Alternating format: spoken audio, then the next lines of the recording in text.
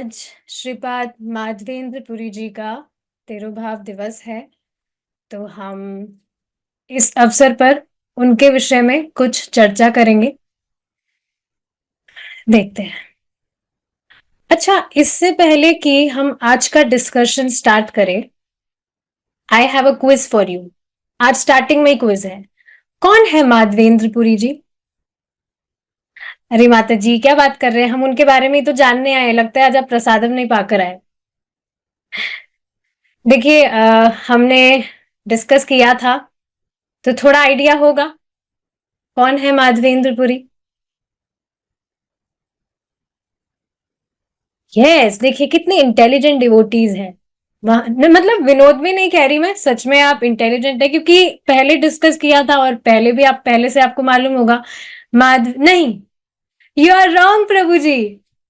माधवेंद्र पुरी प्रभु नित्यानंद के गुरु महाराज है। महाप्रभु के गुरु महाराज भूल गए आप? ईश्वरपुरी हैं।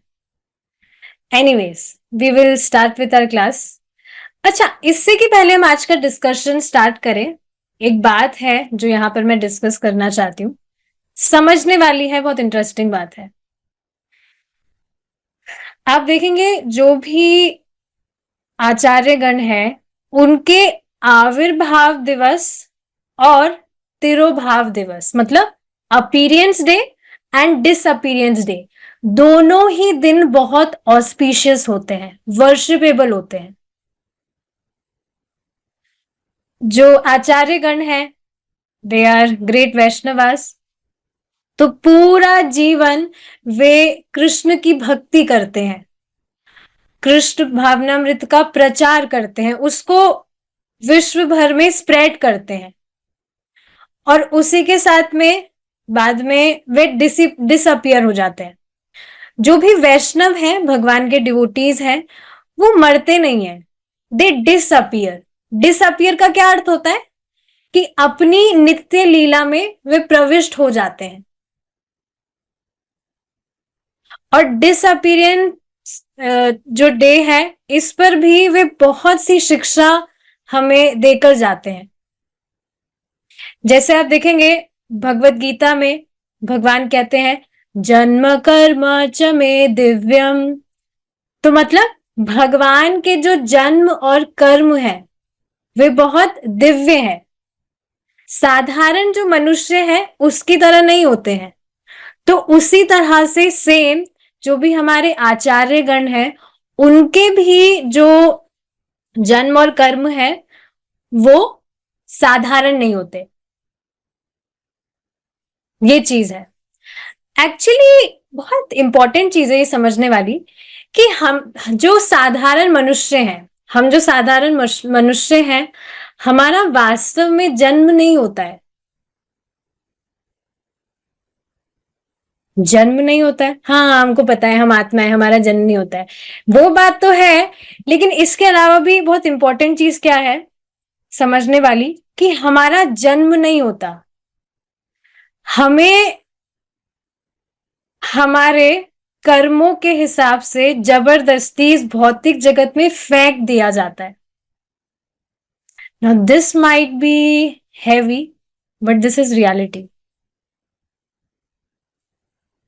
आप हमको, जो भी व्यक्ति है, उसको संसार में आना ही होता है। इस भौतिक संसार में जो भी उसने कर्म किए हैं उसको भोगने के लिए उसे आना ही होता है। अच्छे कर्म किए हैं, बुरे कर्म किए तो फिर तो आएगा ही। अच्छे कर्म किए हैं लेकिन भगवान के संबंध में नहीं किए, तब भी वो यहां फेंका जाता है। एग्जाम्पल से समझेंगे, जैसे आप देखेंगे जेल में कैदी होता है और जेलर होता है। कैदी भी जेल में है, जेलर भी जेल में है, लेकिन जो जेलर है वो अपनी इच्छा से जेल में आता जाता है, लेकिन जो कैदी है वो तो अपनी इच्छा से आता जाता नहीं है, नहीं आ जा सकता है, हेल्पलेस है वो, उसको जेल में डाल दिया जाता है, बंद कर दिया जाता है। तो हमारी जो अवस्था है वो एक कैदी की तरह है।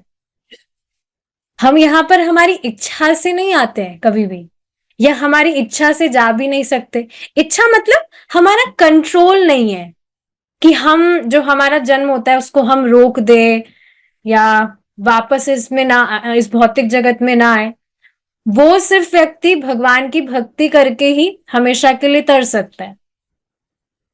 बाकी ऐसा नहीं है कि हमारे कंट्रोल से, हमारी इच्छा से हम यहां पर आ जा सकते हैं, या हमारी इच्छा करे तो हम ना भी आए। बंधन वाला कर्म अगर व्यक्ति करेगा, बंधन मतलब समझ रहे हैं, भगवान से इतर जो भी कर्म वह कर रहा है वह बंधन वाला कर्म है, तो बंधेगा ही यहां पर, भौतिक जगत में उसको बंधना ही पड़ेगा, क्योंकि वो खुद ही काम ऐसा कर रहा है, बंधने वाला। मुक्ति की अगर इच्छा होती, मुक्ति मतलब वैसे वे में नहीं देखेंगे, मतलब सच में अगर ये जो जन्म मृत्यु का साइकिल है इससे निकलने की इच्छा होती तो फिर भगवान की सेवा कर रहा होता, पर मतलब ही नहीं है। तो ये बात समझने वाली है कि जो भी हमारे आचार्यगण हैं वो यहाँ पर अपीयर होते हैं कृष्ण भावनामृत प्रदान करने के लिए, और जब उनका ये मिशन कंप्लीट हो जाता है तो वो डिसअपियर हो जाते हैं। डिसअपियर मतलब अपनी नित्य लीला में प्रविष्ट कर जाते हैं। तो चैतन्य महाप्रभु बताते हैं कि माधवेंद्रपुरी जो है, Shripad Madhavendrapuri, he is the main root of worship in ecstatic love. Vrindavan Das Thakur ji बताते हैं चैतन्य भागवत में कि जो माधवेंद्रपुरी है उनका गुणगान कर रहे हैं। क्या गुणगान कर रहे हैं कि इसमें कोई भी डाउट नहीं है कि चैतन्य महाप्रभु माधवेंद्रपुरी जी के, श्रीपाद माधवेंद्रपुरी के शरीर में हमेशा वास करते हैं। इसका क्या अर्थ है? चैतन्य महाप्रभु जिस एक्सटेसी में रहते हैं वो या तो सिर्फ 3 व्यक्ति है जो उस एक्सटेटिक लव को एक्सपीरियंस कर सकते हैं, या तो स्वयं चैतन्य महाप्रभु, या फिर श्रीमती राधा रानी, और या स्वयं श्रीपाद माधवेंद्रपुरी। तो अब देखिए, जब स्वयं चैतन्य महाप्रभु ऐसा बता रहे हैं, वृंदावन दास ठाकुर ऐसा बता रहे हैं, तो सोचिए उनका क्या लेवल है। और कोई फील ही नहीं कर सकता है। जस्ट इमेजिन, ये जो एक्सटेसी है और कोई फील ही नहीं कर सकता है, कोई एक्सपीरियंस कर ही नहीं सकता है, तो क्या लेवल है उनके डिवोशनल, उनके डिवोशन का क्या लेवल है।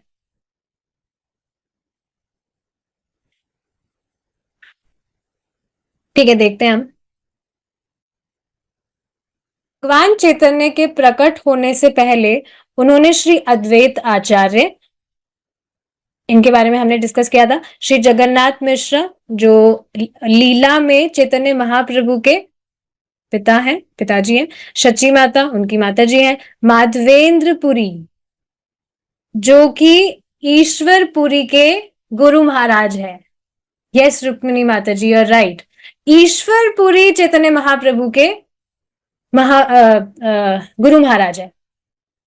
जैसे अपने शाश्वत सहयोगियों को पृथ्वी पर भेजा, तो आप देख रहे हैं चैतन्य महाप्रभु भगवान स्वयं उनको भेजते हैं, तो वे अपनी इच्छा से आते हैं। ये चीज यहां पर समझने वाली है। ठीक है, अब हम समझते हैं चैतन्य महाप्रभु के प्राकट्य के पहले क्या हुआ था। जो शुद्ध प्रेम भक्ति है वैसा लोगों में कुछ भाव ही नहीं था। जैसे भगवान कृष्ण की भक्ति करनी चाहिए, होनी चाहिए, वैसा कुछ भाव नहीं था। जो भी लोग थे, कुछ लोग थे जो भक्ति करते भी थे, लेकिन वो सिर्फ दिखावटी, ऊपरी ऊपरी जो होता है ना, कि हाँ दिखा रहे हैं कि मैं बहुत ग्रेट डिवोटी हूं, I am a very nice devotee, पर वास्तव में अंदर कुछ और ही चल रहा है। लेकिन जो श्रीपाद माधवेंद्रपुरी है वो हमेशा एब्सॉर्प्शन में रहते थे। भगवान के हरि नाम में, भगवान के नाम में, Holi names of Lord Krishna, हमेशा उनके नाम में एब्जॉर्ब रहते, हमेशा कृष्ण का चिंतन करते। और आप देखेंगे ऐसे चिंतन करते करते एकदम से ही सडनली, अचानक से माधवेंद्र, श्रीपाद माधवेंद्रपुरी जी जो है वो डांस भी करने लगते हैं। और कैसा डांस, ऐसा वैसा डांस नहीं जो मतलब कोई भी साधारण व्यक्ति है, वो कीर्तन चल रहा है तो उसमें क्या बोलते हैं उसको भांगड़ा करने लगता है, वैसा कुछ नहीं। माधवेंद्रपुरी ऐसा डांस करते थे कि कोई जो पापी व्यक्ति है, जो अभक्त है, अगर वो भी उनके नृत्य को देखते तो वो भी कृष्ण के प्रेम की ओर आकर्षित होने लगते। ऐसा नृत्य,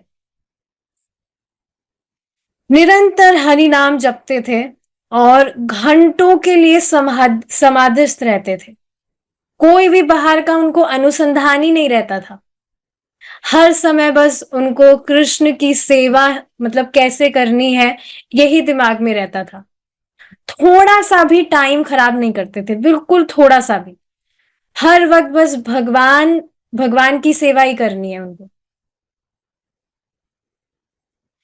भक्ति रसामृत सिंधु में ये चीज बताई गई है कि जो वैष्णव जन होते हैं, रूप गोस्वामी जी बता रहे हैं इस चीज को, श्रीला रूप गोस्वामी जी, कि वैष्णव के जो असंख्य गुण है उनमें से एक गुण है कि जो वैष्णव जन है वो बिल्कुल भी अपना समय खराब नहीं करते,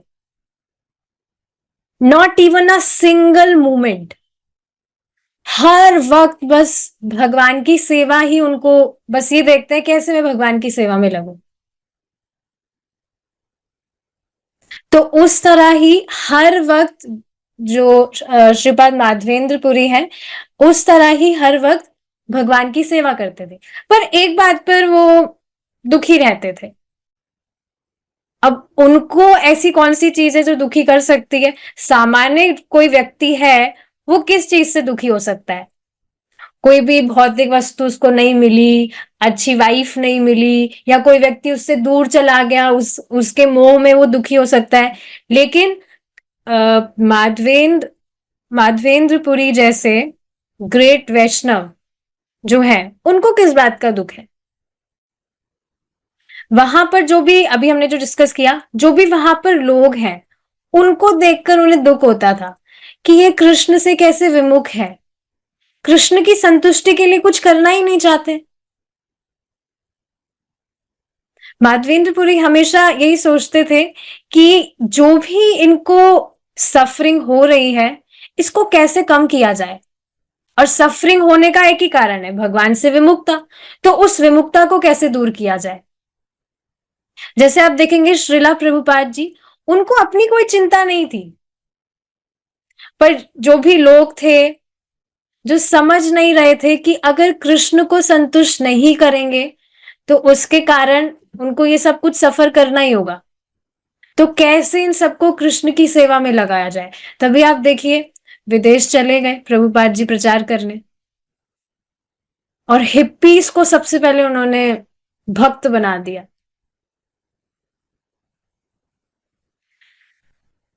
तो यही सेम चीज माधवेंद्रपुरी के भी दिमाग में चलता रहता था कि कैसे इन सबको मैं भगवान की सेवा में लगाऊं, क्या होगा, ऐसा क्या किया जाए कि जो भी लोग हैं कृष्ण की चर्चा में, कृष्ण के विषय में बात करने में कोई रुचि ही नहीं लेता है। और इसी कारण माधवेंद्रपुरी किसी का एसोसिएशन भी नहीं ले सकते थे। तो ठीक है, चलो भाई, ये जो सामान्य लोग हैं उनको तो छोड़ो, सन्यासियों के पास चलते हैं। सन्यासी तो सन्यासियों से तो बात किया जा सकता है, उनसे चर्चा करते हैं कि कैसे जो संसार के लोग हैं इनको कैसे भगवान की तरफ मोड़ा जाए, कैसे इनको भगवान की सेवा में लगाया जाए। पर बाद में मालूम चलता कि ये जो सन्यासी हैं उनकी खुद की ही कृष्ण में कुछ रुचि नहीं है। उनकी रुचि किसमें है? भगवान में लीन होने की, सायुज्य मुक्ति जिसे कहते हैं। बस हमें लीन हो जाना है, कोई सेवा वेवा नहीं, हमें कोई काम वाम नहीं करना है, कोई मेहनत नहीं करनी, हमें बस लीन हो जाना है ताकि कुछ ना करे हम। जी हाँ, यही तो कारण होता है क्यों व्यक्ति लीन होना चाहता है, क्योंकि भगवान की सेवा नहीं करना चाहता, कामचोर है। तो इस वजह से सोचते हैं कि हम लीन हो जाएंगे तो भौतिक जो दुख है वो भी हमको नहीं सताएंगे और कोई काम भी नहीं करना पड़ेगा। तो वो जो सन्यासी थे, उनकी इस चीज में बहुत रुचि थी कि हमें भगवान में लीन होना है। और ऐसे जो इम्पर्सनलिस्ट थे, सो कॉल्ड आध्यात्मवादी, वो उनकी रुचि तर्क वितर्क में लगी रहती थी कि कैसे इसको इसको नीचे दिखाना है, उसको ऊपर दिखाना है, बस इन चीजों में उनकी रुचि थी। और कृष्ण के विषय में चर्चा या उनकी महिमा को गाने में उनकी कोई रुचि नहीं थी। और इसके साथ ही आप देखेंगे, ठीक है, तर्क वितर्क तो एक बात है, इसके साथ भगवान के जो श्री विग्रह हैं उनका भी वो लोग खंडन करते कि ये मूर्ति पूजा तो बेकार है, कुछ नहीं है, ये पत्थर है, कोई भगवान भगवान नहीं होते। इस पर प्रभु जी ने आज ही ये वाली लाइन श्लोक बताया था, स्थावर जंगे ना देखे तार मूर्ति। इसका अर्थ क्या है कि जो व्यक्ति कृष्णमय है, भगवान का भक्त है, वो किसी जड़ वस्तु में भी, जड़ वस्तु को देखकर भी कृष्ण का दर्शन कर सकता है, उसको कृष्ण की अनुभूति होती है, कुछ भी वो देखता है उसके आसपास। लेकिन ये जो ऐसे व्यक्ति है, ये स्वयं भगवान के श्री विग्रह में ही भगवान को नहीं देख पाते, तो किसी दूसरी जड़ वस्तु में कैसे भगवान का संबंध देख पाए। आप देखेंगे चैतन्य महाप्रभु जब जगन्नाथ जी के दर्शन करने जाते थे, तो वहां पर चैतन्य महाप्रभु स्वयं कहते थे, प्रतिमा नाही तुम्ही साक्षात Brajendra Nandan. I just love this line. मैं जब भी डीटी वर्शिप करती हूँ या कुछ भी ऑफर करना होता है, तो भगवान का श्री विग्रह देखते ही मुझे ये लाइन याद आती है, and I just repeat this line, प्रतिमा नाही तुम्ही साक्षात ब्रजेंद्र नंदन। कि आप सिर्फ मूर्ति नहीं है, आप साक्षात कृष्ण है। आप देखेंगे जब आप डीटी वर्शिप करते हैं, स्पेशली जब आप नियमित रूप से नाम जप करते हैं, तो you feel attachment to your deities. अब वो मैं वर्ड्स में नहीं समझा पा रही हूं, पर ये चीज है। तो आप देखेंगे चैतन्य महाप्रभु स्वयं इस तरह से ऐसा कहते थे, प्रतिमा नाही तुम्ही साक्षात ब्रजेंद्र नंदन, आप मूर्ति नहीं, आप साक्षात कृष्ण है। पर ये जो इम्पर्सनलिस्ट है, ये डीटी फॉर्म का खंडन करते। इनफैक्ट उस टाइम की बात नहीं है ये, सिर्फ आज भी ऐसे लोग घूमते हैं, कितनी संस्थाएं हैं ऐसी, उनके कितने मिलियंस बिलियंस फॉलोअर्स हैं जो इस तरह से भगवान को निराकार बताते हैं। बहुत पॉइजनस लगती है मुझे ये चीज वास्तव में। भगवान का कितना सुंदर रूप है, पर इस तरह से व्यक्ति कुछ भी बोलता है। और हमारे जो आचार्य गण हैं, उन्होंने कभी भी इस चीज का अनुमोदन नहीं किया, बल्कि उनको तो दुख ही हुआ है, क्योंकि कृष्ण और उनके श्री विग्रह में कोई भेद नहीं है। और जो भक्त सेवा करता है, वो खुद इस चीज से रिलेट कर सकता है। बहुत सुंदर लाइन आज प्रभु जी बता रहे थे कि आप देखेंगे जब आप नियमित रूप से नाम जप करते हैं, तब डीटी वर्शिप में भी आपकी रुचि होने लगती है। मतलब भगवान की सारी सेवा में होती है, पर इस चीज से मैं सच में, ये मुझे क्लिक किया था कहना तो नहीं चाहिए, पर I just want to put this point. पहले जब मैं when I was not in Krishna conscious, तो मुझे डीटी वर्शिप करना बोझा लगता था। आई एक्सेप्ट दिस, कुछ ऐसा नहीं, कनेक्शन फील नहीं होता था। तो आप देखिए ना, जो नाम जब हम कर रहे हैं कितना पावरफुल है। खाना भी पहले मुझे एक नंबर की कामचोर थी, खाना बनाने में बहुत जोर आता था, खाना बनाना पड़ेगा। बट अब ऐसा नहीं है, okay I will cook for Krishna. मतलब I am not praising myself, I am praising this process, कितना इंपॉर्टेंट है। आपकी पूरी मति ही चेंज कर देता है। ऑफ कोर्स भगवान कृष्ण। तो ये चीज समझने वाली है। एक भक्त ने फोटो शेयर किया था ग्रुप में। उसमें फोटो में क्या दिखा रहे थे कि अभी हम यहाँ पर भगवान के श्री विग्रह की पूजा कर रहे हैं, we are doing deity worship. बाद में भगवान के धाम में हम साक्षात भगवान कृष्ण की सेम वैसे ही वर्शिप करेंगे। And this is so true. तो ये बहुत अमेजिंग चीज है जो समझने वाली है। लेकिन जो ये इम्पर्सनलिस्ट है, निरंकारवादी है, इन लोगों को कुछ समझ में नहीं आने वाली ये चीज। ठीक है, तो अब आप देखेंगे इस तरह जब माधवेंद्र पुरी जी को मालूम चला कि इस तरह से पूरा माहौल है, तो किसी का एसोसिएशन तो कैसे करे। तो उन्होंने सोचा इससे अच्छा मैं जंगल में चला जाता हूँ, इससे अच्छा मैं वहां पर जो जानवर, जंगली जानवर है जंगल में, मैं उनके साथ रह लूंगा। लेकिन ऐसे व्यक्ति जो कृष्ण से विमुख है, भगवान के श्री विग्रह का ही खंडन कर रहे हैं, इनके साथ रहने से अच्छा है कि मैं जंगल में जो जानवर हैं, जंगली जानवर, उनके साथ में रह लूं। और देखिए ये बहुत इंपॉर्टेंट चीज है कि जो अभक्त है उनका संग नहीं करने के लिए इस बात पर बहुत बल दिया गया है। क्योंकि आप देखेंगे अगर आप अभक्तों का संग करते हैं, if you associate with non devotees, तो जिस स्पीड से आप अपनी भक्ति में आगे बढ़े हैं, सब कुछ आपने जो भी क्विट किया है, ऑल द बैड हैबिट्स, जो भी बुरी आदतें थी, तो जिस स्पीड से आप सब कुछ क्विट करके अपनी भक्ति में तेजी से आगे बढ़े हैं, अभक्तों के संग के कारण वो जो भौतिक इच्छाएं हैं वो वापस से जागृत होने लगती है। And this is very very dangerous, not good for our bhakti at all. Shripad Rupa Goswami जी जो है, उन्होंने 6 चीजें बताई है जो हमारी भक्ति के लिए फेवरेबल है और जो अनफेवरेबल है। और दोनों में एक चीज कॉमन है, संग त्यागत। जो भक्त नहीं है उसका संग त्याग दे, never associate with them, because that is not good for our bhakti. ये चीज तो बार बार में प्रभु जी बताते ही हैं कि जब भी आप कुछ भी भौतिक प्रजल्प करने लगते हैं, you feel so much drain. तो आप सोचिए कुछ क्षणों के लिए वो सब होता है, और अगर उनके संग में, उनके साथ एसोसिएशन करने लगे, तो फिर क्या ही होगा, कहाँ खींच कर ले जाएंगे। और ऐसा होता है, don't take it for granted, हो जाता है ऐसा। तो इस पर बहुत ज्यादा बल दिया जा रहा है। अच्छा, एसोसिएशन का मतलब समझ रहे हैं।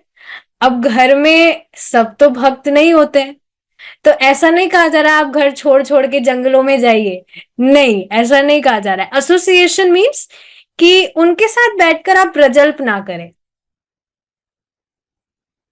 ये चीज समझने वाली है। तो माधवेंद्र पुरी जी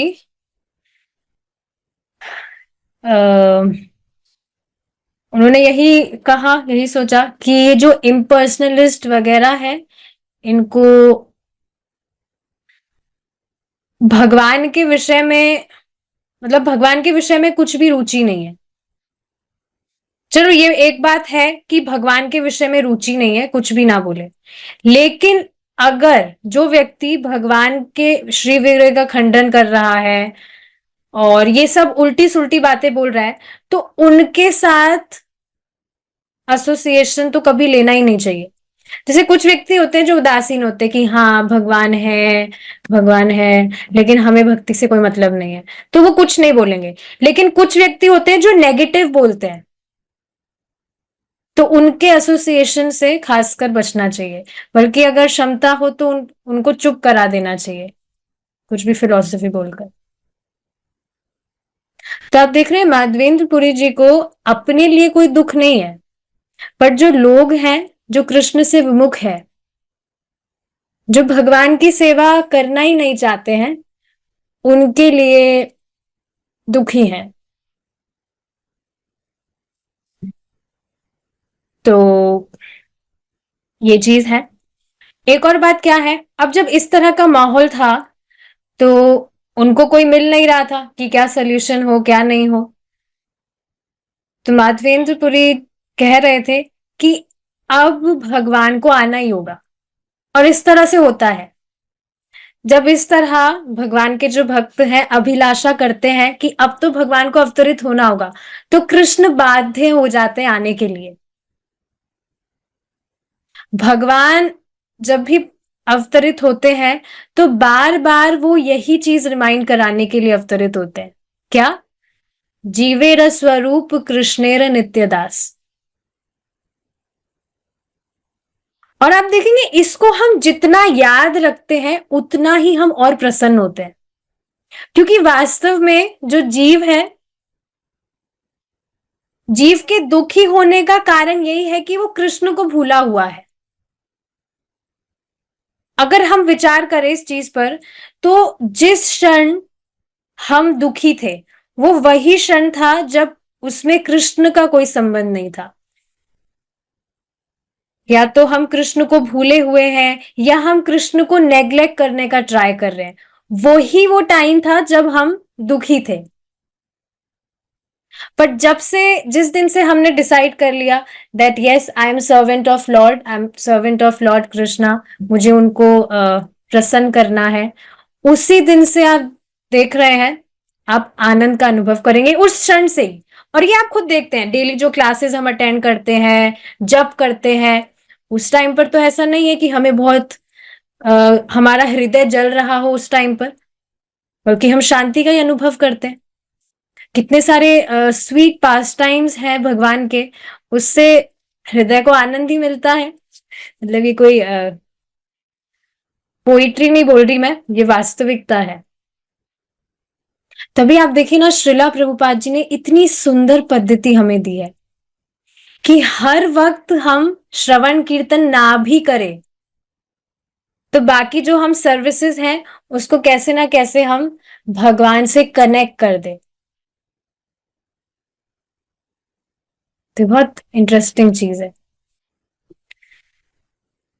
तो यही सारी चीजें बताने के लिए आचार्यगण आते हैं, जैसे माधव, और ये सारी जो चीजें हैं ये माधवेंद्रपुरी से स्टार्ट हुई है। He had a deep compassion for all the jivas. बस यही इच्छा उनके मन में है थी कि कृष्ण के विषय में सबको, कृष्ण से कैसे उनको कृष्ण की सेवा में कैसा लगाया जाए, कैसे लगाया जाए। ठीक है, आगे देखते हैं। उनके शिष्य कई थे, लेकिन श्री अद्वैत आचार्य और श्री ईश्वरपुरी माधवेंद्रपुरी के प्रमुख शिष्य थे। यस, अब आप देखिए, इस पर एक बार डिस्कस करते हैं। जब उन्होंने सोचा कि मैं जंगल चला जाऊंगा, उन्होंने जब ये विचार किया कि मैं जंगल चला जाऊंगा, मैं यहां पर नहीं रहूंगा, तब उनकी भेंट अद्वैत आचार्य जी से हुई। अब आप इमेजिन करिए, यहाँ पर जो बताया जा रहा है, अद्वैत आचार्य जी और ईश्वरपुरी उनके प्रमुख शिष्य रहे हैं। तो इमेजिन करिए कितने एग्जॉल्टेड हैं, कितने एग्जॉल्टेड उनकी जो डिवोशनल, उनके जो डिवोशन है वो कितना एग्जॉल्टेड है माधवेंद्रपुरी का, जब ऐसे शिष्य उनके हैं। उनके शिष्य देखिए ना कौन है, जो भी यहाँ पर बताया जा रहा है, नित्यानंद प्रभु, उनका नाम यहाँ नहीं है, अद्वैत आचार्य जी, और स्वयं चैतन्य महाप्रभु के गुरु महाराज उनके शिष्य हैं, ईश्वर पुरीपाद। तो आप सोचिए अब कितने एक्सॉल्टेड हैं वो। इसलिए चैतन्य महाप्रभु ये बताते हैं कि जो ओरिजिनल रूट है डिवोशन की वो है माधवेंद्रपुरी। तो उस टाइम पर जब उनकी भेंट हुई, जब वो जंगल जाने का सोचा था उन्होंने, तो उनकी भेंट अद्वैत आचार्य जी से हुई। और उन्होंने देखा जो अद्वैत आचार्य जी हैं वो भगवत गीता पर प्रीचिंग कर रहे हैं और जोर दे रहे हैं कि कृष्ण से जुड़ना है, उनकी सेवा करनी है। आप देखिए काफ़ी लोग हैं जो भगवत गीता पर प्रवचन देते हुए दिखेंगे आपको, पर वो इस बात पर बल नहीं देते कि आपको कृष्ण की सेवा करनी है, कृष्ण की ही सेवा करनी है, अगर ऐसा कहा जाए तो। मैं आपको बता रही हूँ ना, मैं एक बार मुझे गई थी मैं वहां पर, मुझे इतना पता नहीं था। तो वहां पर वो ठीक है प्रवचन कर रहे हैं, पर बार बार बस एक बात बोल रहे, भागवत भगवान की जय, भागवत भगवान की जय। एक बार भी उन्होंने नहीं कहा कृष्ण भगवान की जय। So that time I was not that strong in philosophy.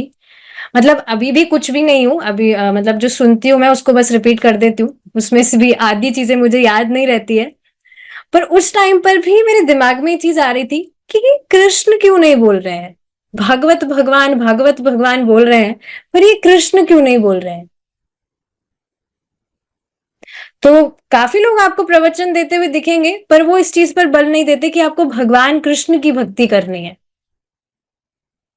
अद्वैत आचार्य जी ने जब माधवेंद्र पुरी जी को देखा, तो उन्होंने तुरंत दंडवत प्रणाम किया उन्हें, पूरे नीचे लेट गए वो। समझ गए थे देखते ही कि ये कोई साधारण व्यक्ति नहीं है, ये कृष्ण को हृदय में लेकर घूम रहे हैं। तो माधवेंद्र पुरी जी ने उनको देखा नीचे, उनको उठाकर उन्होंने आलिंगन कर लिया। और उस टाइम पर माधवेंद्र पुरी जी कृष्ण प्रेम में विभोर थे।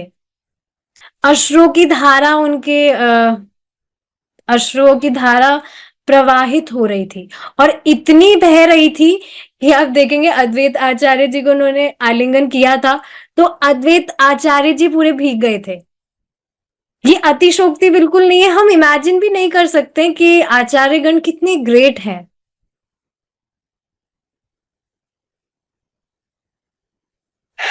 तो ये चीज है, इस तरह से पूरे वो भीग गए थे उस टाइम पर, जब अश्रु की धारा से प्रवाह हो रही थी उनके नेत्रों से, तो इस तरह से अद्वैत आचार्य जी पूरे भीग गए थे। तो उसके बाद में आप देखेंगे माधवेंद्र पुरी जी को थोड़ा अकेला महसूस हो रहा था, कि कोई भक्त ही नहीं है जिससे मैं कुछ कृष्ण कथा कहूं, या कोई व्यक्ति हो जो इच्छुक हो भगवान के विषय में सुनने के लिए। पर अब अद्वैत आचार्य जी उन्हें मिले, तो बहुत खुश हुए वो, और उनसे कृष्ण कथा उनको डिस्कस करने का मौका मिला। आप देखिए ये बिल्कुल रियलिटी है। एक भक्त को, यदि कोई भक्त जिनसे कृष्ण के विषय में बात करना हो, अगर कोई ऐसा भक्त मिल जाए, तो आप देखेंगे वास्तव में ये भगवान की ही ब्लेसिंग है। क्योंकि जो भक्त है वो हमेशा भगवान के विषय में ही वार्ता करके संतुष्ट होते हैं, उसी से उन्हें आनंद मिलता है। Is it not? बहुत इंपॉर्टेंट पॉइंट है ये, अगर इस पर हम विचार करें तो। आप सोचिए ना, बिना भक्तों का, अगर आप सोचिए भक्तों का एसोसिएशन ही नहीं होता, तो फिर मैं तो ये सोचती हूँ बिना भक्तों का मुख देखे सरवाइव कैसे करेंगे। चैंटिंग तो बिल्कुल भारी हो जाएगा, लेकिन भक्तों के संग में आप देखिए सब कुछ कितना सहज लग रहा है। भक्तों के संग में आकर कितनी नई नई चीजें हमें मालूम चलती है, और प्रेरणा मिलती है कि हम आगे बढ़े। हमें ऐसे काफी फ्रेंड्स मिल जाएंगे, पर कोई एक ऐसा व्यक्ति जिसको कृष्ण में रुचि हो, अगर ऐसा कोई मित्र हमें मिलता है जो भगवान का भक्त हो, भगवान कृष्ण का, तो ये भगवान कृष्ण की सबसे बड़ी कृपा है।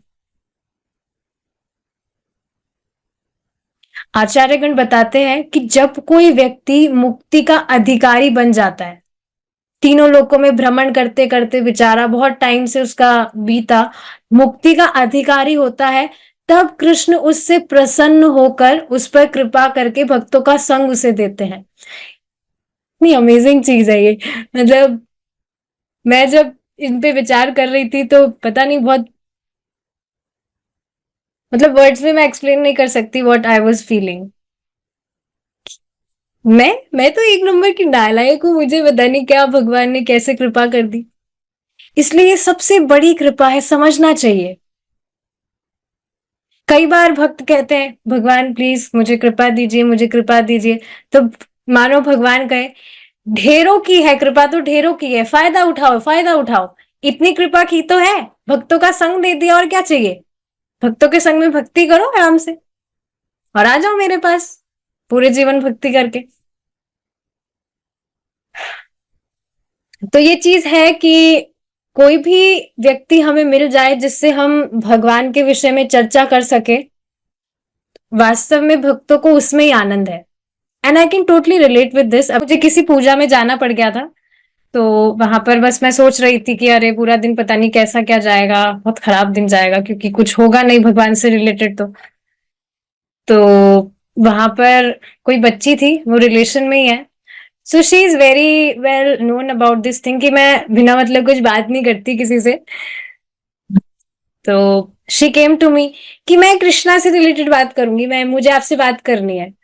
So you won't believe we were discussing Krishna book that day. भगवान की जो भी पास टाइम्स है, आपको पता है लिटिल कृष्णा इस्कॉन के जो भक्त हैं उन्होंने बनाया है, तो बच्ची ने देखा होगा वो।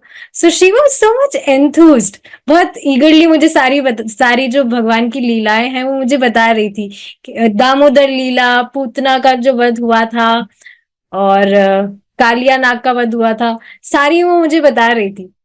सो सी, कृष्णा खुद अरेंज कर देते हैं अगर आप उनके विषय में चर्चा करना चाहते हैं तो, क्योंकि कृष्णा तो खुद यही चाहते हैं। तो ये बहुत अमेजिंग चीज है जो समझनी चाहिए। ठीक है, आगे देखते हैं अब हम। किसी न किसी रूप में बंगाल और क्षेत्र मंडल जगन्नाथपुरी के सभी वैष्णव श्री माधवेंद्रपुरी से जुड़े हुए थे।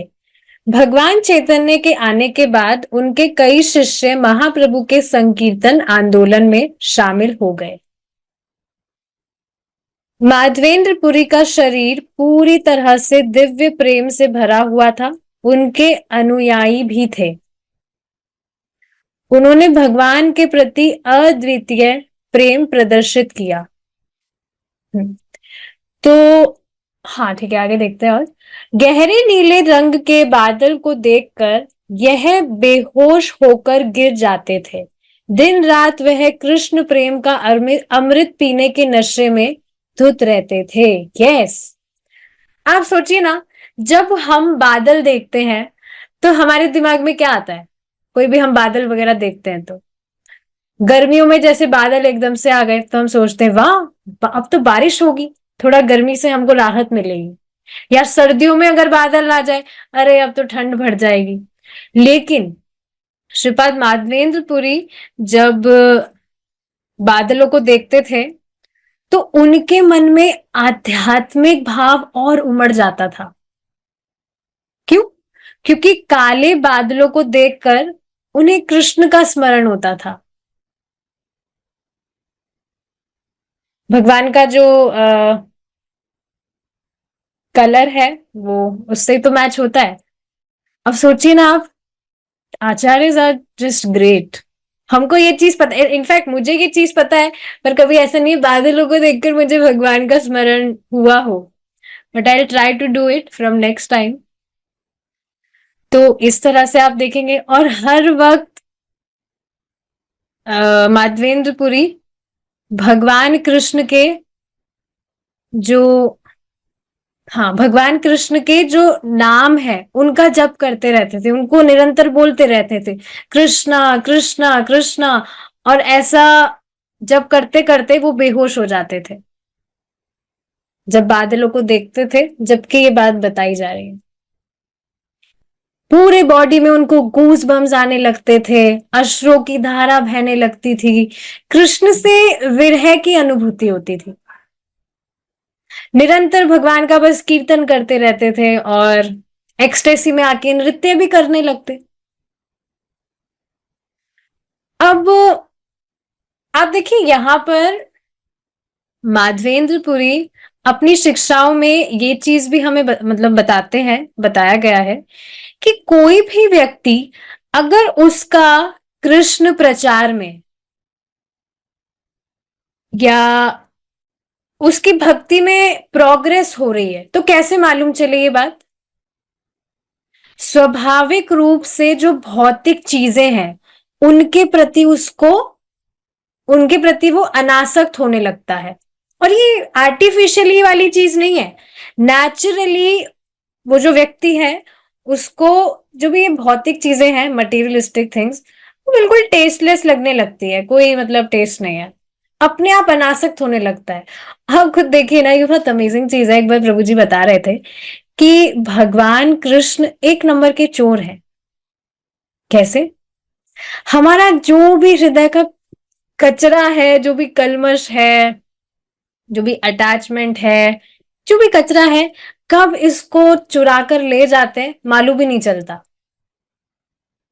अब चोर ही क्यों कहा जा रहा है? क्योंकि आप देखेंगे एक जो चोर होता है वो कब जेब काटता है पता ही नहीं चलता है।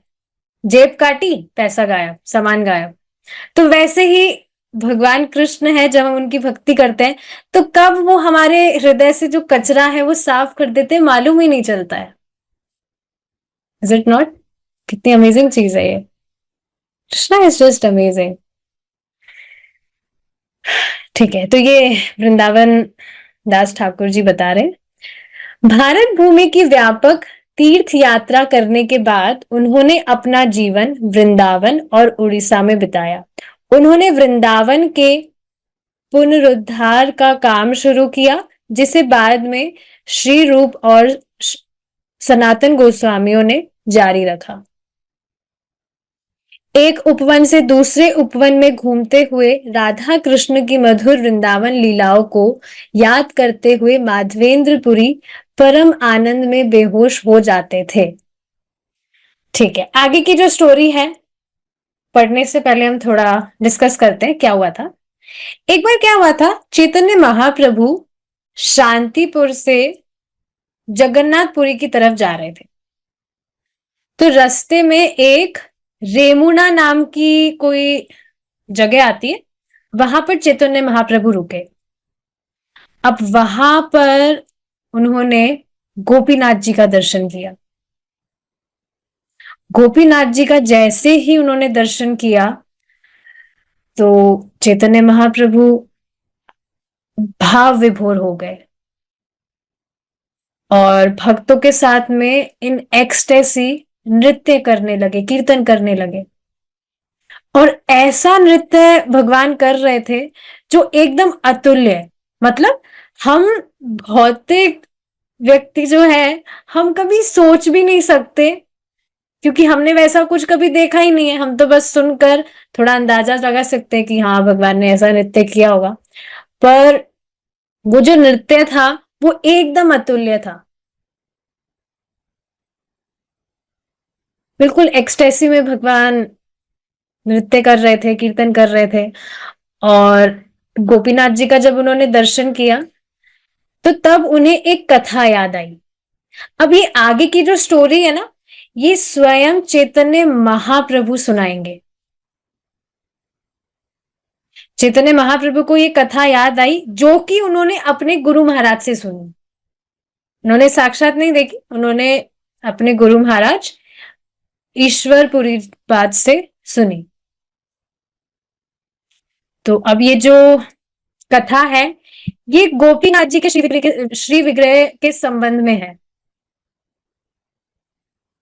तो ठीक है, कथा उनको याद आई तो सभी जो भक्तगण है वो बैठ के अब श्रवण करेंगे।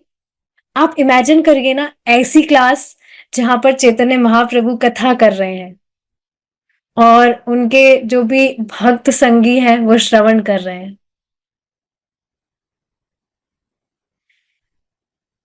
तो चैतन्य महाप्रभु बताने लगे, उन्होंने कथा स्टार्ट की कि जो माधवेंद्रपुरी है वो पूरे भारत में भ्रमण करते हैं। और कोई उनके पास में उस टाइम पर मोटरसाइकिल या रिक्शा वगैरह, कार वगैरह कुछ भी नहीं था। चलते हुए उन्होंने पूरे भारत में भ्रमण किया। सोचिए आप, कितना कितना चलकर। तो इस तरह से माधवेंद्रपुरी, श्रीपाद माधवेंद्रपुरी जब भ्रमण कर रहे थे तो एक बार उनके मन में लालसा आई कि कोई ऐसा भक्त होना चाहिए जिससे मैं चर्चा कर सकूं। क्या? भगवान के विषय में चर्चा कर सकूं। तो यहां से हमें क्या शिक्षा मिल रही है कि भक्तों के संग के बिना स्पिरिचुअल लाइफ इज इनकम्प्लीट। सोचिए ना, स्वयं आचार्य गण, उनके मन में लालसा आ रही है कि मैं भक्तों का संग करूं, मुझे भक्तों के साथ में चर्चा करना है। तो फिर उनका कितना ग्रेट लेवल है, बट उनके मन में भी लालसा आ रही है। तो यहां से हमें ये शिक्षा मिलती है कि भक्तों के संग के बिना स्पिरिचुअल लाइफ इनकम्प्लीट है, व्यक्ति प्रोग्रेस ही नहीं कर पाएगा। तो चलते चलते चलते माधवेंद्रपुरी वृंदावन गए, वृंदावन धाम। वृंदावन धाम में गोवर्धन गए और वहां पर परिक्रमा लगाने लगे। परिक्रमा लगाने के बाद में गोविंद कुंड गए। अब देखिए, गोविंद कुंड कोई साधारण कुंड नहीं है। कोई आप जानते हैं गोविंद कुंड क्या है? क्या विशेष है गोविंद कुंड में? जब भगवान कृष्ण ने गोवर्धन लीला करी थी, तो उस टाइम पर जो सुरभि गायें हैं और जो भी देवी देवता हैं, उन्होंने भगवान का जब अभिषेक किया था, तो वो जो जल है अभिषेक वाला, वो गोविंद कुंड का जल है। सोचिए, स्वयं साक्षात भगवान कृष्ण का जो अभिषेक हुआ था, उनका जल गोविंद कुंड में जो जल है। तो अब वहां पर पहुंचने के बाद में श्रीपाद माधवेंद्रपुरी जी ने सोचा कि अब यहाँ पर थोड़ा रुकना चाहिए, मुझे थोड़ा विश्राम करना चाहिए। आप देखेंगे गोविंद कुंड के पास में उनकी भजन कुटीर भी है। जस्ट उनके बगल में जो गोविंद कुंड है, उसके जस्ट बगल में छोटी सी उनकी भजन कुटीर भी है वहां पर। तो वहां पर विश्राम करके, अब विश्राम, आचार्य गण का जो विश्राम है वो सोना नहीं होता। हम रेस्ट, हमारा रेस्ट क्या होता है? आराम से सोएंगे अब थोड़ी देर। उनका रेस्ट होता है चांटिंग। हमें चैंटिंग स्टार्ट करने से पहले थोड़ा रेस्ट चाहिए होता है, उसके बाद में भी कई वक्त रेस्ट ले लेते हैं, मैं भी ले लेती हूँ कभी कभी। तो लेकिन जो आचार्य गण है, उनका रेस्ट है चांटिंग। तो हरि नाम जप करने लगे।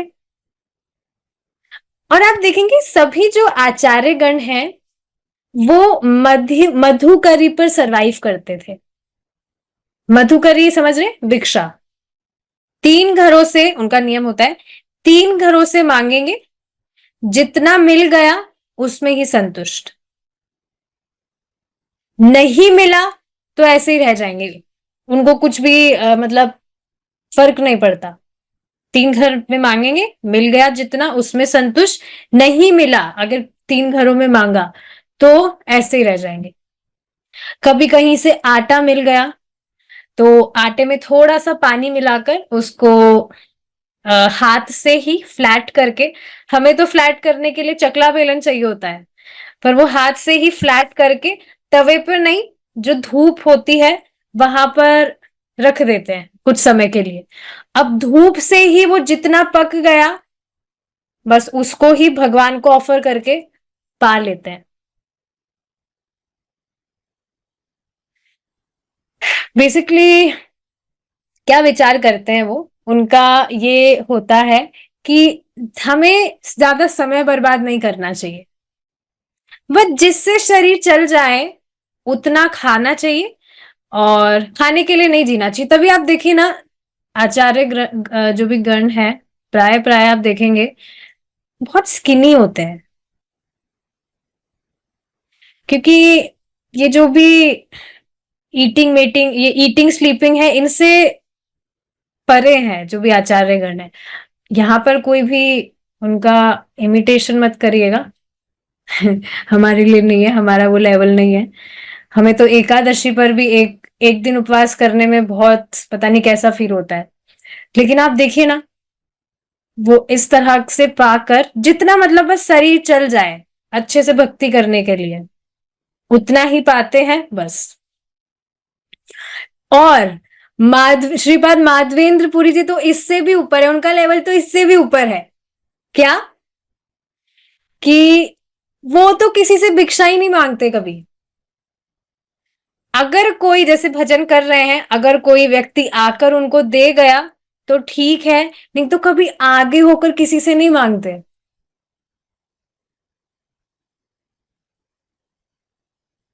सी, ऑफ कोर्स भगवान के अरेंजमेंट से जो भक्त हैं वो कभी भूखे तो नहीं रहते, पर आप देखिए ना, कभी आगे होकर किसी से मांगना नहीं है, अगर आ गया तो ठीक है।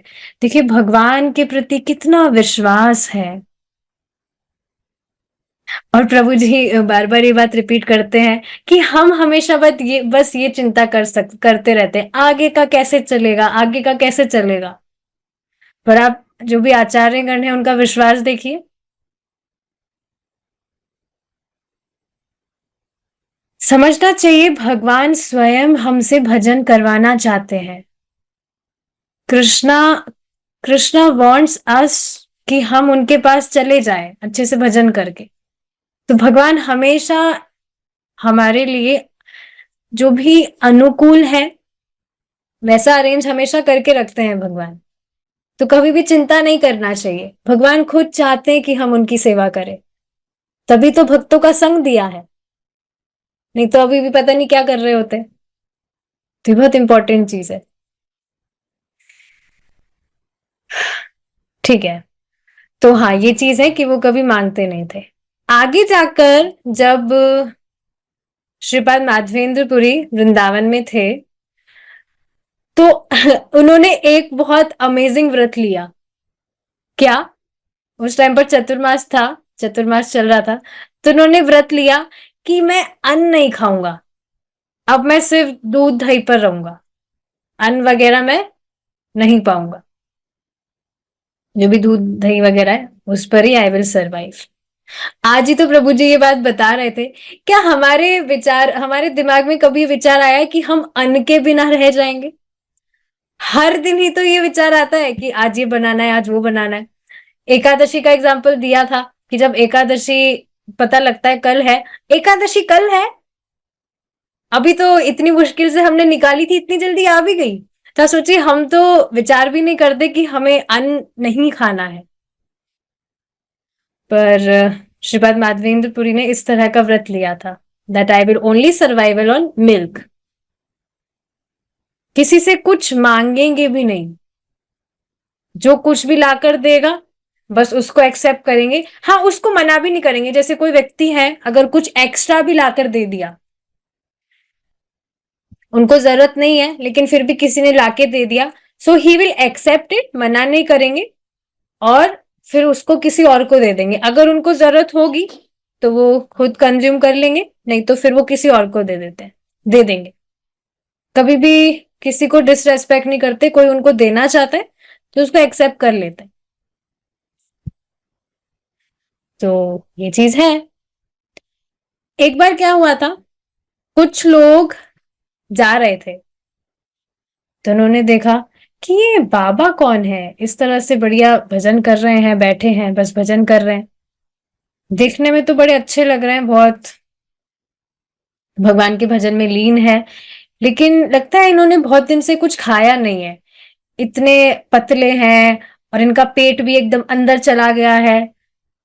तो जो वो लोग हैं वो सेवा करना चाहते थे, तो उनके लिए वो चपाती सब्जी लेकर आए। तो श्रीपाद माधवेंद्र पुरी ने एक्सेप्ट किया। अब वो तो अन्न तो नहीं खा सकते थे, तो उन्होंने एक्सेप्ट किया और उन्होंने किसी और को दे दिया। फिर वो लोग सोचने लगे, अरे ये बाबा बड़ा अजीब है, चपाती सब्जी लिया और खाया भी नहीं इन्होंने, राइस खाओगे, चावल खाओगे? तो उनको फिर चावल ऑफर किया कि ठीक है आप चावल लीजिए। तो उन्होंने वो भी लिया और फिर उसको भी किसी और व्यक्ति को दे दिया।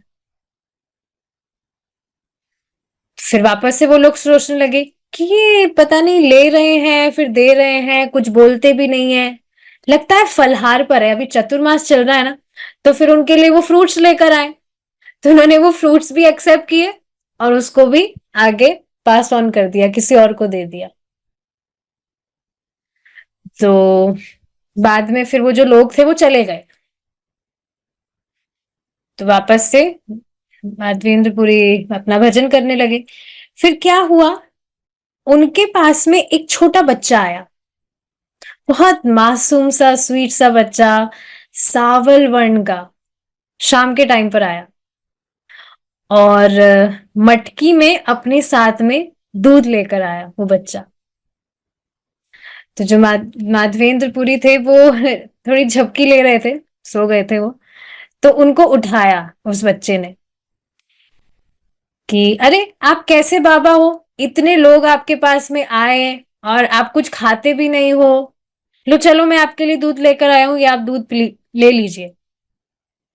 अब वो हैरान हो गए कि मैं तो किसी को बोला भी नहीं कि मैं सिर्फ दूध पीऊंगा, फिर ये बच्चा दूध कैसे ले आया मेरे पास। जो भी मेरे पास में आ रहे थे मैं बस उसको एक्सेप्ट करके किसी को दे रहा था, पर मैंने तो किसी को कुछ बोला नहीं कि मैं तो दूध पीऊंगा, मैं अन्न वगैरह नहीं खाऊंगा, फिर ये बच्चा मेरे लिए दूध कैसे लेकर आया। तो माधवेंद्रपुरी उनसे पूछने लगे कि आपको किसने बताया, तुम्हें किसने बताया ये जो दूध है, और तुम मुझे क्यों दे रहे हो, मैं तुमसे क्यों लूं। तो वास्तव में वो जो बच्चा था, वो बच्चा जो है वो भगवान थे। तो भगवान कहने लगे कि मैं सबको देता हूं, भगवान ऐसे कहने लगे मैं सबको देता हूं तो इसलिए आपको भी दे रहा हूं, लीजिए। लेकिन फिर माधवेंद्रपुरी पूछने लगे लेकिन आपको कैसे पता लगा कि मैं यहाँ पर मुझे दूध चाहिए ये वो। तो उन्होंने बताया कि गोविंद कुंड पर कुछ जो माताएं हैं वो पानी भर रही थी, तो उनसे मुझे मालूम चला। वो कह रही थी, वो कुछ चर्चा कर रही थी कि अरे बहुत अजीब सा बाबा है, कुछ भी खाता ही नहीं है, पेट भी उनका पूरा अंदर है, सिर्फ भजन करते रहते हैं। तो फिर मुझे ये सारी चीज मालूम चली, तो मैंने सोचा क्यों ना दूध लेकर जाया जाए, क्योंकि यहाँ ब्रज में कोई भी भूखा नहीं रहता है। तो इस वजह से मैं आपके लिए दूध लेकर आया हूँ कि भाई कुछ खा नहीं रहे, शायद कुछ दांत वात में प्रॉब्लम होगी, तो दूध ले चलो।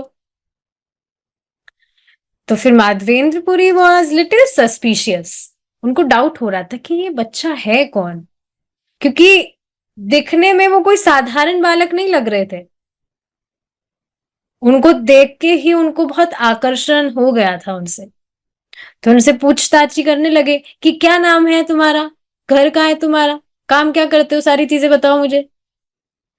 तो अब वो जो बच्चे हैं वो कहने लगे अरे ये बड़ा कमाल का बाबा है, दूध भी नहीं पीता है और मेरा वाइवा यहाँ पर ले रहा है। इस तरह से महाराज समझा रहे थे। तो जो वो बच्चे थे उन्होंने कहा कि मेरा नाम गोपाल है, मैं यहाँ पास में ही रहता हूँ और मैं गाय चराता हूँ। अब इतना बताते ही, इससे कि पहले वो कुछ और पूछते, उन्होंने वो जो दूध है, वो जो मटकी लेकर आए थे, उन्होंने उनको पकड़ाया और उन्होंने कहा कि ये जो बर्तन है मैं कल ले लूंगा, मेरे को अभी लेट हो रहा है, मुझे जाना होगा, मुझे गैया से दूध निकालना है। तो बस दूध पकड़ाते ही वो चले भाग निकल गए कि इससे पहले और कुछ पूछे मैं निकल लेता हूँ। तो आप देखेंगे माधवेंद्रपुरी उनको देख रहे थे कि ये आगे से तो एकदम कमनीय लग रहे हैं, पीछे से भी जब गए तो उनको देख रहे थे, उन्होंने देखा कि वैसा ही कमनीय रूप जैसा आगे था। कमनीय समझ रहे, कंदर्प कोटि कमनीय, हजारों हजारों जो कामदेव है उनसे भी बहुत आकर्षण है भगवान कृष्ण। तो इस तरह से वो देख रहे थे कि वो ही कमनीय रूप। तो उनको डाउट हुआ कि ये वास्तव में गांव का लड़का है कि कौन है, कुछ समझ नहीं आ रहा है। तो उस टाइम तो उन्होंने जो दूध है वो ले लिया था, वो सोच रहे थे इस टाइम तो मैंने ले लिया है, पर अब वापस जब बर्तन लेने आएगा तब उसको मैं पकड़ूंगा। फिर ये सब सोचने के बाद में आराम से माधवेंद्रपुरी जी दूध पीने लगे। अब एक और इंटरेस्टिंग बात है, साधु लोग जो होते हैं, दूध तो खूब बार पिया ही होता है उन्होंने, कोई पहली बार तो पी नहीं रहे थे। लेकिन वो दूध जो उन्होंने पिया, तो उस दूध का टेस्ट एकदम अलग था। उनको मतलब उसको पीते ही ऐसा लग रहा था कि मैं तो खूब दूध पिया हूं, पर ये जो दूध है, ये इस धरती का तो नहीं प्रतीत होता है। कौन सी गाय का दूध है ये? उस दूध को पूरा पी गए हो, पूरा मटका खाली उन्होंने कर दिया, और मटके को लेकर बैठ गए कि जब आएगा तो उसको पकड़ूंगा। श्रीपाद माधवेंद्रपुरी इस बात को समझ तो रहे थे कि ये कोई कुछ अलग ही केस है ये, क्योंकि वो जो दूध है उसको पीते ही माधवेंद्रपुरी की जो भी थकावट थी, जो भी भूख थी, जो भी कमजोरी थी, वो तुरंत सब कुछ खत्म हो गई थी। He was feeling so much energised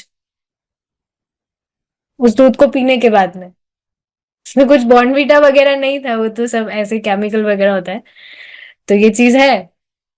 तो अब बाद में वो उनका वेट करने लगे, मटकी लेकर बैठ गए कि आएगा तो पकड़ूंगा। थोड़े टाइम बाद में उन्होंने सोचा थोड़े टाइम बाद में आएगा वो बच्चा। तो उन्होंने देखा कि मानिए अगर उनके पास घड़ी होती तो वो टाइम देख रहे, कह रहे 8 बज गए, 8 बजे नहीं आए, 9 बज गए, 10 बज गए, 12 बज गए, पर आने का नाम ही नहीं है। उन्होंने आधी रात तक वेट किया, लेकिन वो नहीं आए। तो बाद में नहीं आए, उनका वेट करते करते वो वहीं पर पेड़ के नीचे सो गए। सोने के बाद में अब वो जो बच्चा है, वो सुबह मॉर्निंग प्रोग्राम के टाइम पर आए। वो जो बच्चे हैं सुबह मॉर्निंग प्रोग्राम के टाइम पर आए। तो और आप देखेंगे, ऐसा नहीं कि प्रकट आए, प्रकट नहीं आए, सपने में आए। और सपने में भगवान उनको उठाने लगे, अरे बाबा उठो, चलो उठो। तो श्रीपाद माधवेंद्रपुरी देखने लग गए कि अरे इस बच्चे को तो मैं पकड़ने वाला था, इसने तो मुझे ही पकड़ लिया, मेरा हाथ पकड़ के मुझे उठा रहा है। तो जो वो बच्चे थे वो कहने लगे कि चलो उठो, मैं कई सालों से यहाँ प्रतीक्षा कर रहा हूं कि कब माधवेंद्रपुरी आएंगे, कब माधवेंद्रपुरी आएंगे। तो वो पूछे क्यों, ऐसा क्यों? तो भगवान ने कहा कि कई सालों से मैं भूखा पड़ा हूं, मतलब मैं भूखा हूं, मैं मिट्टी के नीचे दबा हुआ हूं, कुछ खाया भी नहीं, ना मैंने नहाया ना धोया, कुछ भी नहीं किया, बस मैं मिट्टी के नीचे दबा हुआ हूं। तो ये वाली जो स्टोरी है, यहीं पर यहाँ बताया जा रहा है। एक बार सपने में श्री गोपाल ने माधवेंद्रपुरी को दबे हुए गोपाल विग्रह को उजागर करने और उन्हें गोवर्धन के ऊपर स्थापित करने का आदेश दिया। तो सपने में आकर उन्होंने इस तरह से उनको कहा कि मैं दबा हुआ हूं काफी सालों से मिट्टी में, मैं बहुत भूखा हूं, मैं ना कुछ खाया हूं, बस मैं यहाँ पर मिट्टी में हूं। अब देखिए, ये बहुत अमेजिंग चीज है, बहुत अद्भुत चीज है। जो संपूर्ण जगत के स्वामी हैं, अनंत कोटि समूह जीवों को खिलाते हैं, वे स्वयं भूखे हैं। सोचिए आप। माधवेंद्रपुरी भी सोचने लगे, अभी शाम को तो कह रहा था मैं सारी दुनिया को खिलाता हूँ, जो कुछ भी खाता है वो सब कुछ मैं ही ला कर देता हूँ, और अब ये क्या बोल रहे हैं कि मैं भूखा हूं। तो क्या भगवान को सच में खाना नहीं आता? जी हाँ, भगवान को खाना नहीं आता है, भगवान खिलाने से ही खाएंगे, अपने आप नहीं खाएंगे। खिलाने वाले चाहिए भगवान को। खिलाने वाले नहीं हो तो भगवान भूखे ही रहते हैं। एक भक्त बता रहे थे कि भगवान सर्वश्रेष्ठ है, कोई भी कमी वगैरह नहीं है, लेकिन भगवान आप देखेंगे विग्रह के रूप में हेल्पलेस हो जाते हैं। मतलब हेल्पलेस का अर्थ क्या है कि विग्रह के रूप में भगवान बस चाहते हैं कि भक्त मेरी सेवा करे। तो भगवान चाहते हैं कि खिलाने वाला हो, खिलाने वाला चाहिए भगवान को, खिलाने वाला नहीं होगा तो फिर भगवान भूखे रहेंगे, अपने आप से नहीं खाएंगे। तो इस तरह से सपने में भगवान आए।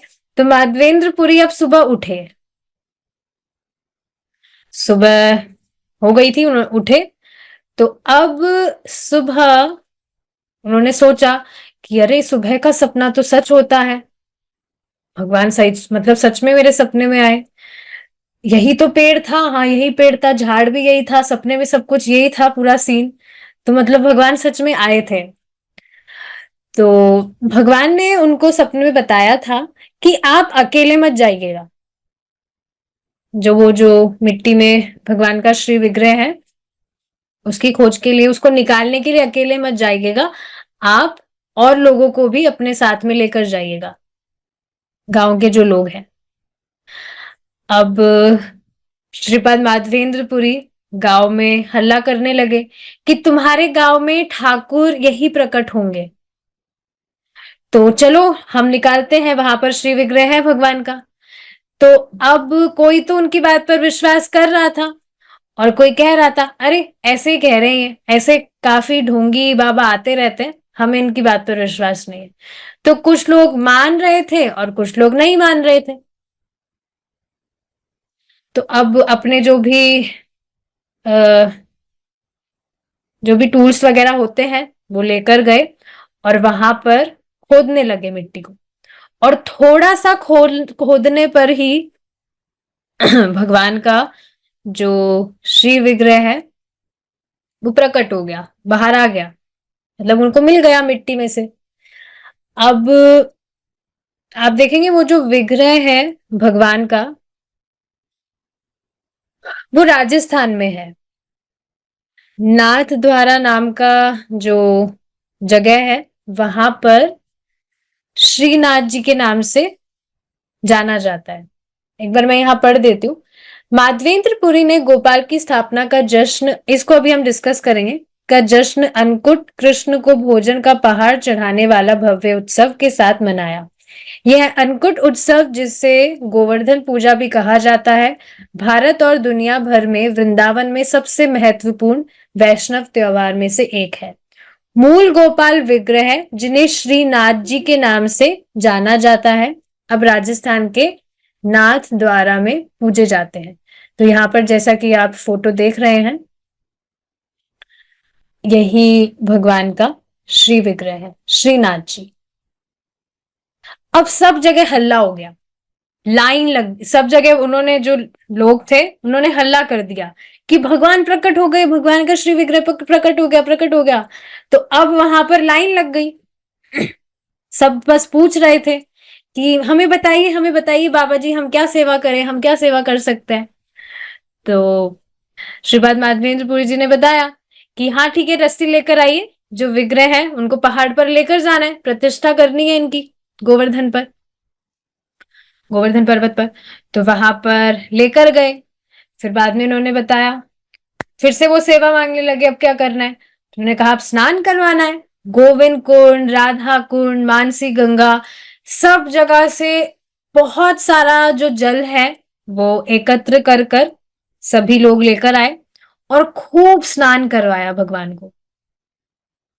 स्नान करवाने के बाद में अभिषेक की जो भी सामग्री होती है वो एकत्रित करके भगवान का अभिषेक करवाया, फिर उनका श्रृंगार करवाया। और फिर बाद में जो ऑफरिंग्स है, प्रसादम,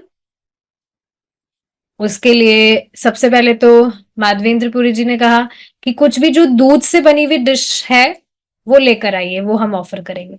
और फिर उसके बाद में राजभोग का भी अरेंजमेंट हुआ।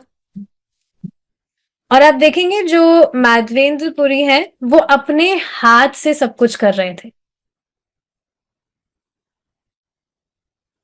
आप सोचिए ना, इतना बड़ा फेस्टिवल, सुबह ही तो अभी भगवान का श्री विग्रह प्रकट हुआ था और दोपहर तक इतना बड़ा ग्रैंड फेस्टिवल उन्होंने अरेंज कर दिया।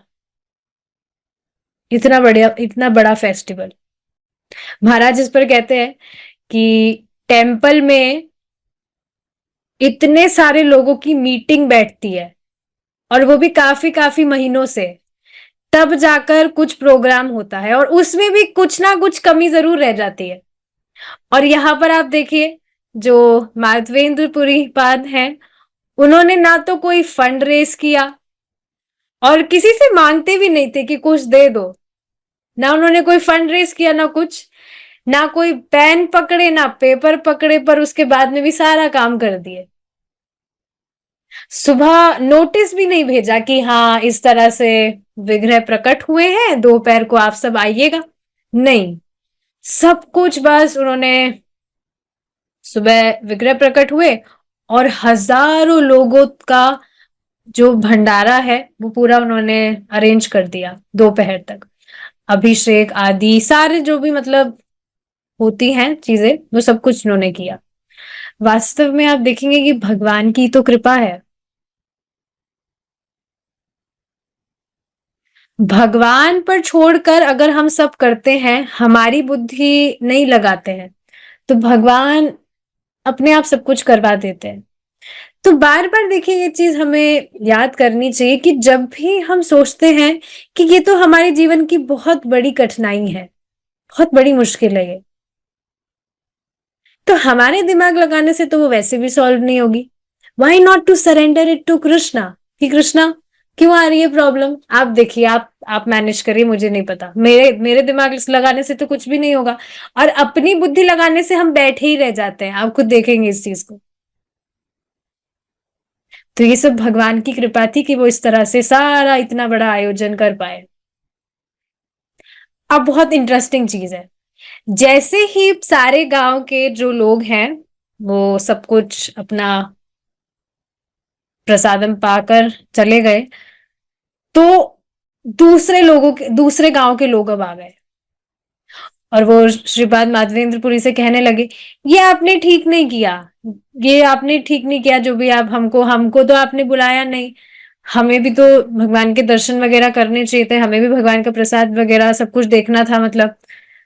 तो अब हमारा भी आपको सेम करना होगा कल। बताइए हमको, जो भी लिस्ट है आप बना दीजिए, हम सारा जो सामान वगैरह है सब कुछ अरेंज कर देंगे, सब कुछ बता दीजिए आप। तो अब माधवेंद्रपुरी जी ने सारा जो सामान है सेम टू सेम सब कुछ बता दिया। हाँ, इतना आटा लगेगा, इतना चावल लगेगा, इतना घी लगेगा, ये वो, ये धोती, भगवान के लिए धोती लेकर आइएगा, सारी चीजें उन्होंने बता दी। तो सेम टू सेम आप देखेंगे, जैसा पहले दिन हुआ अगले दिन भी सेम फंक्शन, सेम। उसके बाद में ठीक है, ये हो गया। अब तीसरे दिन के लिए वापस से लोग आ गए दूसरे गांव से। ऐसे करते करते आप देखेंगे 2 साल तक ऐसे ही डेली ये प्रोग्राम चला था। कैन यू जस्ट इमेजिन, 2 साल तक भगवान का डेली अभिषेक हो रहा है, भगवान का डेली श्रृंगार, श्रृंगार तो डेली होता ही है, और इस तरह से हजारों लोगों का भंडारा हो रहा है, पूरे पूरे गांव के जो लोग हैं इस तरह से भगवान की प्रसादी पा रहे हैं। 2 साल तक ये चीज हुआ, daily, every single day. Festival में कई जो सेठ साहूकार वगैरह है वो भी आए, उन्होंने गाय वगैरह दान की, मंदिर बनवाने लगे, अलंकार बहुत सारे दान करने लगे, और बहुत सारे सेवक हो गए। बाद में माधवेंद्रपुरी जी के दिमाग में आया कि मैं पहले ठीक था, मेरा कितना आराम से मैं भजन कर रहा था, सारा खाना पीना छोड़कर आराम से बैठा था, कहां पर आकर फंस गया मैं। आप देखेंगे इस तरह से मैनेजमेंट का काम होता है टेम्पल में, महाराज बता रहे थे।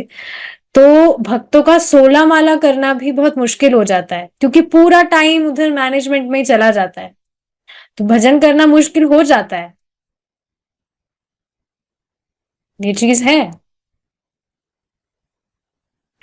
तो आगे जाकर, चलिए अब ये जो आगे की जो स्टोरी है we will discuss in our second part, नहीं तो बहुत लंबा क्लास हो जाएगा ये, इट्स ऑलरेडी लेट। नेक्स्ट आगे का जो स्टोरी है we will continue in our next class, we will end our session here. Shri Madhavendra Pada की जय, श्रीला प्रभुपाद की जय, निताय गौर प्रेमानंदे, हरि बोल। हरे कृष्णा।